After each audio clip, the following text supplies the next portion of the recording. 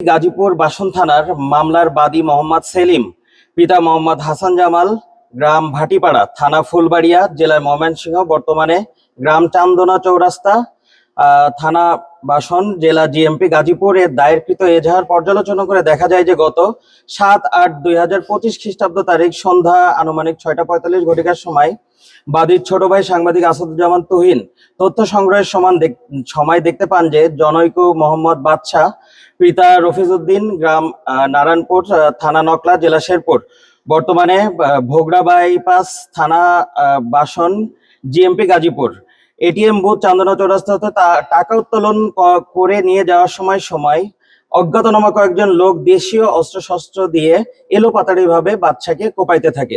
উক্ত ঘটনাটি বাদীর ছোট ভাই সাংবাদিক আসাদুজ্জামান তুহিন ভিডিও চিত্র ধারণ করাকালে অজ্ঞাতনামা লোকজন তাদের হাতে থাকা বিভিন্ন দেশীয় অস্ত্র দিয়ে বাদীর ছোট ভাইকে একই সাথে ধাওয়া করে। ওই সময় বাদীর ছোট ভাই আমিন চায়ের দোকানের সামনে পৌঁছানো মাত্র দেশীয় অস্ত্রশস্ত্র দিয়ে কুপিয়ে সাংবাদিক আসাদুজ্জামান তুহিনকে ঘটনাস্থলেই মৃত্যু নিশ্চিত করে আসামিরা পলায়ন করে। এই ঘটনায় নিহতের বড় ভাই বাদী হয়ে জিএমপি থানা বাসন অজ্ঞাতনামা আসামির বিরুদ্ধে একটি হত্যা মামলা দায়ের করেন, যার মামলা নং 14 তারিখ 8-8-2025।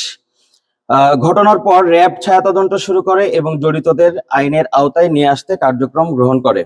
এরই ধারাবাহিকতায় অধিনায়ক র্যাব 14 ময়মনসিংহ এর নির্দেশনায় র্যাব 14 সিপিসি 2 কিশোরগঞ্জ ক্যাম্প এবং র্যাব 1 সিপিএসসি এর সহায়তায় একটি আভিযানিক দল 9-8-2025 মানে আজকে দুপুর আনুমানিক 14:45 ঘটিকার সময় তথ্য প্রযুক্তির মাধ্যমে আসামি শহীদুল ইসলামের অবস্থান নিশ্চিত হয়ে কিশোরগঞ্জ জেলার ইটনা থানাধীন পুরাতন বাজারস্থ তালুকদার ঠাকুর গেস্ট হাউসে অভিযান চালিয়ে উক্ত মামলার সন্দিগ্ধ আসামি মোহাম্মদ শহীদুল ইসলাম, বয়স 28, পিতা আব্দুল করিম, গ্রাম বালিপাড়া, থানা ত্রিশাল, জেলা ময়মনসিংহ, বর্তমানে গাজীপুর চৌরাস্তা, থানা জিএমপি গাজীপুরকে গ্রেফতার করতে সক্ষম হন।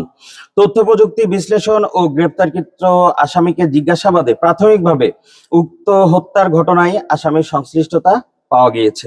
মামলার সুষ্ঠু তদন্ত ও ন্যায় বিচারের স্বার্থে উক্ত আসামির সংশ্লিষ্টতার বিষয়ে অধিকতর তথ্য উপাত্ত সংগ্রহ ও পরবর্তী আইনানুগ ব্যবস্থা গ্রহণার্থে মামলা তদন্তকারী কর্মকর্তার নিকট কিছুক্ষণ পরে আমরা আসামি হস্তান্তর করব।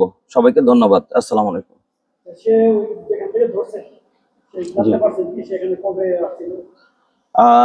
হ্যাঁ, আমরা এগুলো জানতে পেরেছি এবং ঘটনার দিনও সে গাজীপুরে এখানেও ছিল। আমরা প্রাথমিকভাবে আমরা ধারণা করতেছি সে ছিল, এটা একটা সংঘবদ্ধ চক্র, সেই চক্রের সে একজন সদস্য এবং সে নিজে এটাও বলেছে যে সে পূর্বে ডাকাতি করতো, এরপরে মাদকের সাথে সে মাদক ব্যবসায় সে জড়িত, সে নিজে অকপটে স্বীকার করতেছে।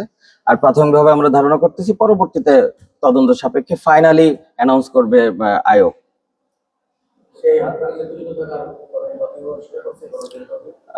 সে আমাদেরকে বলেছে সে ওইখানে ছিল, বাট একদম ফুটেজে যেহেতু আসে নাই, ও সামনে যে ওইভাবে কুপিয়েছে বা একদম ডিরেক্টলি তার প্ল্যানিং মাস্টার প্ল্যান এরকম কোনো কিছু বলে নাই। সে প্রাথমিকভাবে বলেছে সে ছিল। আসামি গেস্ট হাউসে ভাড়া ছিল, তার একজন বন্ধু আছে, সে হচ্ছে কিশোরগঞ্জে, তাদের সেই বন্ধুর আবার দোকান বা ব্যবসা আছে গাজীপুরে, তার সাথে গাজীপুরে থাকাকালীন সম্পর্কের সূত্র ধরে সে এখানে আত্মগোপনের জায়গা হিসেবে বেছে নেয় ইতনাতে গেস্ট হাউসে ছিল, অজ্ঞাতনামা। রাইট।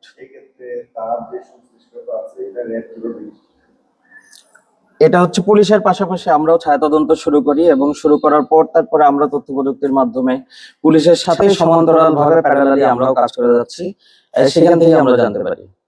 আমাদের বিভিন্ন তথ্য প্রযুক্তি আমাদের মেইন বলতে পারেন, আমরা এখান থেকে জানতে পারি তার কথোপকথন শুনে, তার রাইট লেফট মুভমেন্ট, অনেক কিছু আছে যেগুলো সবকিছু এখানে বলা যায় না।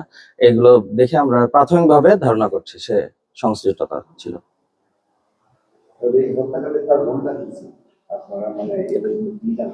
ওইটা স্পেসিফিক্যালি ওইটা ফাইনালি অ্যানাউন্স করবে, যে বললাম পরবর্তী তদন্ত সাপেক্ষে যখন সবগুলো আসামি একসাথে আর কোনো বাকি থাকবে না, সবার তথ্য প্রমাণ সবকিছু, আর আসলে ওরা বললে ওইটাই যে সত্য সেটাও তো না, দুষ্ট সব দিক থেকেই দুষ্ট হয়। সো এটা সবগুলো কম্বিনেশন করে যখন ফাইনাল রেজাল্টটা পাওয়া যাবে তখন আপনি বলতে পারবেন যে ও এইখানে কোপ দিয়েছিল, ও প্ল্যানিং করেছিল।